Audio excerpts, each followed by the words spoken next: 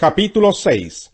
El Señor le dijo a Moisés: si alguien comete una falta y peca contra el Señor al defraudar a su prójimo en algo que se dejó a su cuidado, o si roba u oprime a su prójimo, despojándolo de lo que es suyo, o si encuentra algo que se perdió y niega tenerlo, o si comete perjurio en alguna de las cosas en que se acostumbra a pecar, será culpable y deberá devolver lo que haya robado, o quitado, o lo que se le haya dado a guardar, o el objeto perdido que niega tener, o cualquier otra cosa por la que haya cometido perjurio. Así que deberá restituirlo íntegramente y añadir la quinta parte de su valor. Todo esto lo entregará a su dueño el día que presente su sacrificio por la culpa. Le llevará al Señor un carnero sin defecto, cuyo precio será fijado como sacrificio por la culpa. Lo presentará al sacerdote, quien hará expiación ante el Señor por esa persona, y cualquier cosa por la que se haya hecho culpable le será perdonada. El Señor le dijo a Moisés que les ordenara a Aarón y a sus hijos: esta es la ley respecto al holocausto. El holocausto se dejará arder sobre el altar toda la noche hasta el amanecer, y el fuego del altar se mantendrá encendido. El sacerdote, vestido con su túnica de lino y su ropa interior de lino, removerá las cenizas del holocausto consumido por el fuego sobre el altar y las echará a un lado del altar.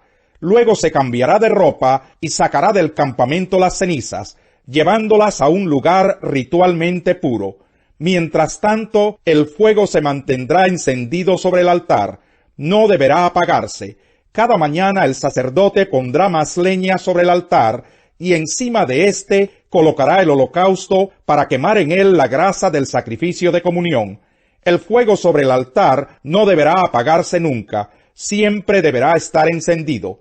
Esta es la ley respecto a la ofrenda de cereal. Los hijos de Aarón la presentarán ante el Señor delante del altar. El sacerdote tomará de la ofrenda un puñado de flor de harina con aceite, así como todo el incienso que está sobre la ofrenda de cereal. Todo esto lo quemará en el altar como ofrenda memorial de aroma grato al Señor. Aarón y sus hijos se comerán el resto de la ofrenda, pero sin levadura y en un lugar santo, que podrá ser el atrio de la tienda de reunión. No se cocerá con levadura, porque esa es la porción que les doy de mis sacrificios presentados por fuego. Es una porción sumamente sagrada, como lo son el sacrificio expiatorio y el sacrificio por la culpa. Todos los hijos varones de Aarón podrán comer de ella. Es un estatuto perpetuo para los descendientes de ustedes respecto a los sacrificios presentados por fuego al Señor. Cualquier cosa que toque los sacrificios quedará consagrada. El Señor le dijo a Moisés: esta es la ofrenda que Aarón y sus hijos deben presentar al Señor el día en que sean ungidos. 2 kilos de flor de harina, como ofrenda regular de cereal. Una mitad de la ofrenda se presentará por la mañana y la otra mitad por la tarde. Se preparará con aceite en una sartén, y se llevará amasada y se presentará en porciones como una ofrenda de cereal de aroma grato al Señor. La preparará el hijo de Aarón, que le suceda como sacerdote ungido. Este es el estatuto perpetuo del Señor. La ofrenda se quemará completamente. No se comerá ninguna de las ofrendas que presenten los sacerdotes. Todas deberán quemarse por completo. El Señor le ordenó a Moisés que les dijera a Aarón y a sus hijos: esta es la ley respecto al sacrificio expiatorio. La víctima deberá ser degollada ante el Señor en el mismo lugar donde se degüellan los animales para el holocausto. Es algo sumamente sagrado. El mismo sacerdote que ofrezca el sacrificio expiatorio deberá comérselo. Se lo comerá en un lugar santo, que podrá ser el atrio de la tienda de reunión. Cualquier cosa que toque la carne del sacrificio quedará consagrada. Si su sangre llega a salpicar algún vestido, éste deberá lavarse en un lugar santo. Además deberá romperse la vasija de barro en que se haya cocido el sacrificio. Pero si se cuece en una vasija de bronce, ésta se restregará y se enjuagará con agua. Todo varón entre los sacerdotes podrá comer del sacrificio. Es algo sumamente sagrado, pero no se comerá ningún sacrificio expiatorio cuya sangre haya sido llevada a la tienda de reunión para hacer propiciación en el santuario. Este sacrificio se consumirá en el fuego. Capítulo 7. Esta es la ley respecto al sacrificio por la culpa, el cual es sumamente sagrado. La víctima deberá ser degollada en el mismo lugar donde se degüellan los animales para el holocausto, y su sangre será derramada alrededor del altar. Luego se ofrecerá toda su grasa, la cola, la grasa que recubre los intestinos, los 2 riñones y la grasa que los recubre, la grasa que recubre los lomos y también el lóbulo del hígado, el cual se extraerá junto con los riñones. El sacerdote quemará todo esto en el altar como ofrenda presentada por fuego al Señor. Es un sacrificio por la culpa. Todo varón entre los sacerdotes podrá comer del sacrificio, pero deberá comerlo en un lugar santo. Es algo sumamente sagrado. La misma ley se aplica tanto al sacrificio expiatorio como al sacrificio por la culpa. El animal pertenecerá al sacerdote que haga propiciación con él. La piel de la víctima del holocausto también será para el sacerdote que la ofrezca. Asimismo, toda ofrenda de cereal cocida al horno, a la olla o a la sartén, será del sacerdote que la ofrezca. Toda ofrenda de cereal, ya sea seca o amasada con aceite, pertenecerá a todos los hijos de Aarón por partes iguales. Esta es la ley respecto al sacrificio de comunión que se ofrece al Señor. Si se ofrece en acción de gracias, entonces se ofrecerán también panes sin levadura amasados con aceite, obleas sin levadura untadas con aceite, o panes de flor de harina amasados con aceite. Junto con el sacrificio de comunión en acción de gracias, se deberá presentar una ofrenda de pan con levadura. De toda ofrenda deberá presentarse una parte como contribución al Señor, y se destinará al sacerdote a quien le corresponda derramar la sangre del sacrificio de comunión. La carne de este sacrificio deberá comerse el día en que se ofrezca, sin dejar nada para el día siguiente.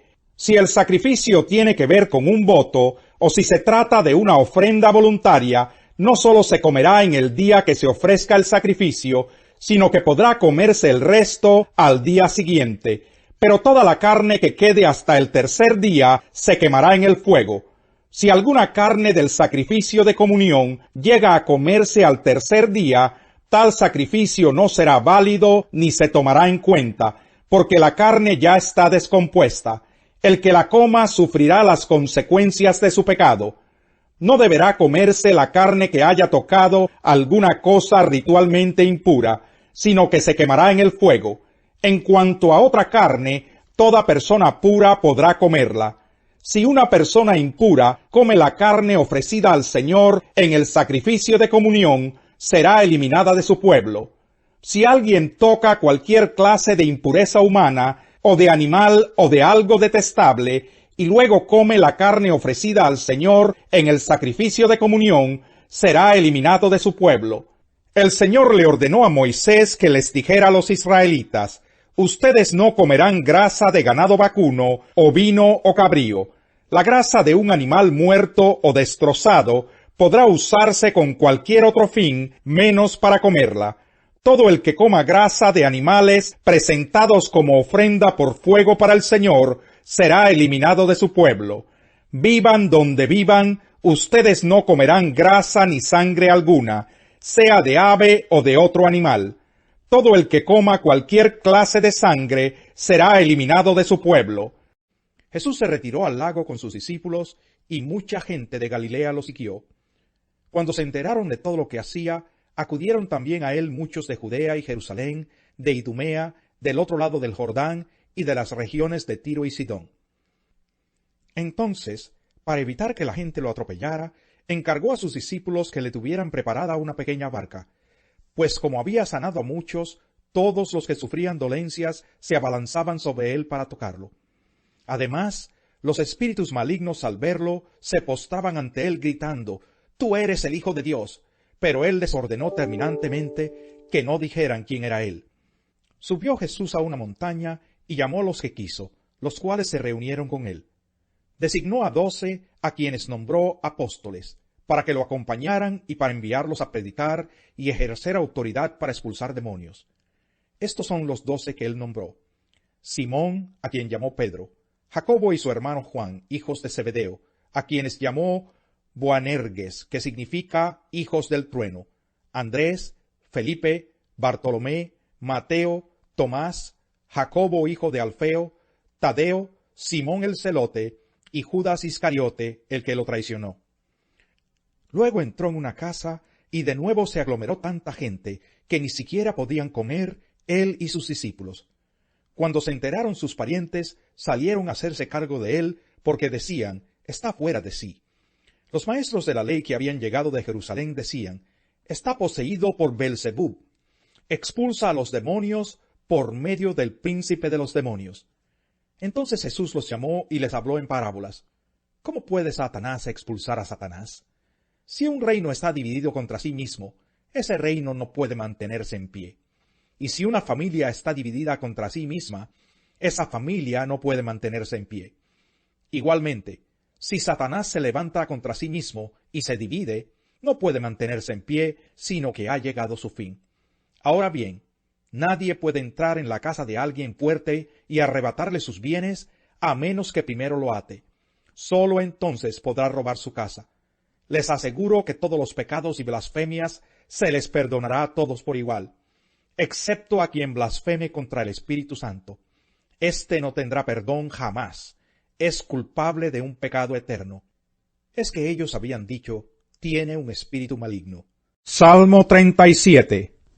No te irrites a causa de los impíos, ni envidies a los que cometen injusticias, porque pronto se marchitan como la hierba, pronto se secan como el verdor del pasto. Confía en el Señor y haz el bien, establécete en la tierra y mantente fiel, deleítate en el Señor, y Él te concederá los deseos de tu corazón. Encomienda al Señor tu camino, confía en Él, y Él actuará. Hará que tu justicia resplandezca como el alba, tu justa causa como el sol de mediodía. Guarda silencio ante el Señor, y espera en Él con paciencia. No te irrites ante el éxito de otros, de los que maquinan planes malvados.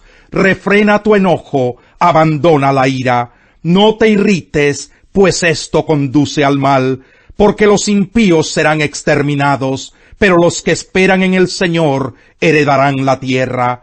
Dentro de poco los malvados dejarán de existir, por más que los busques, no los encontrarás, pero los desposeídos heredarán la tierra y disfrutarán de gran bienestar. El Señor no deja sin comer al justo, pero frustra la avidez de los malvados. Las manos ociosas conducen a la pobreza, las manos hábiles atraen riquezas.